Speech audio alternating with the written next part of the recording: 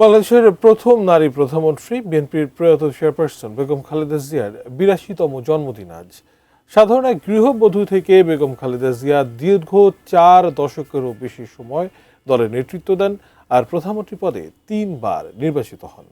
স্বৈরাচারী এরশাদ ও হাসিনা সরকারের নির্যাতন নিপীড়নেও রাজপথে আপোষহীনতা এবং দেশ ছেড়ে না যাওয়া তাকে দেশের রাজনীতিতে ঐক্যের প্রতীক করে তুলেছিল।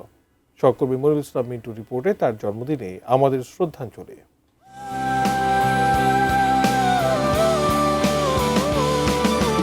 খালেদা খানম পুতুল, জন্ম ১৯৪৫ সালের ১৫ আগস্ট ব্রিটিশ ভারতের জলপাইগুড়িতে, তবে বেড়ে ওঠা দিনাজপুরের মুদিপাড়ায়।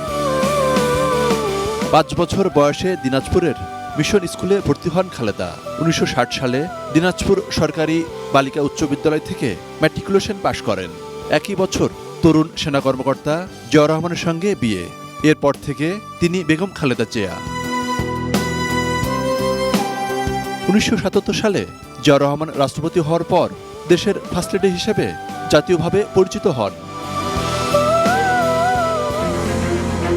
১৯৮১ সালে সামরিক অভ্যুত্থানে স্বামী নিহত হলে দলের হাল ধরেন। ১৯৮৪ সালে বিএনপির চেয়ারপারসন হয়ে স্বৈরাচার বিরোধী আন্দোলনে আপসহীন নেত্রী হয়ে ওঠেন। একজন গৃহবধূ থেকে একজন জাতীয় নেতৃত্বে পরিণত হওয়া, এটা সত্যি অ্যামেজিং ছিল। এবং তার সামনে যে সমস্ত চ্যালেঞ্জ পার্টির ভিতর থেকে, পার্টির বাইরে থেকে, সেগুলি মোকাবেলার ক্ষমতাটা উনি অর্জন করেছিলেন আস্তে আস্তে।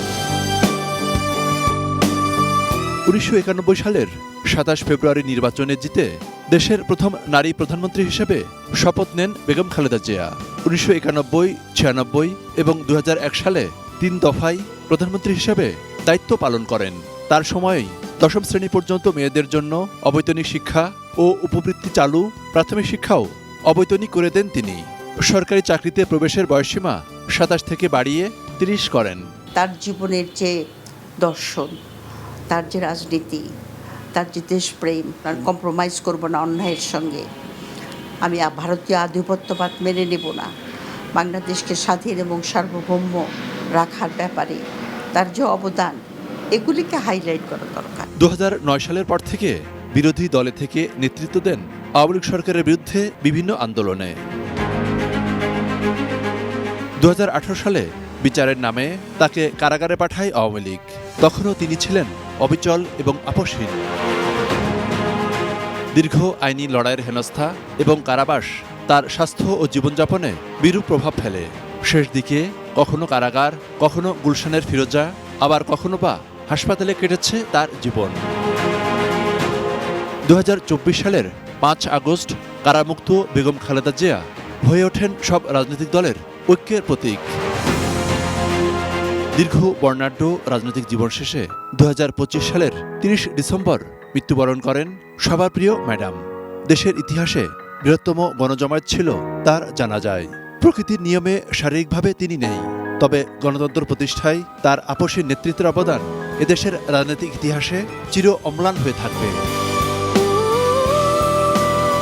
মনিরুল ইসলাম মিন্টু, এটি নিউজ, ঢাকা।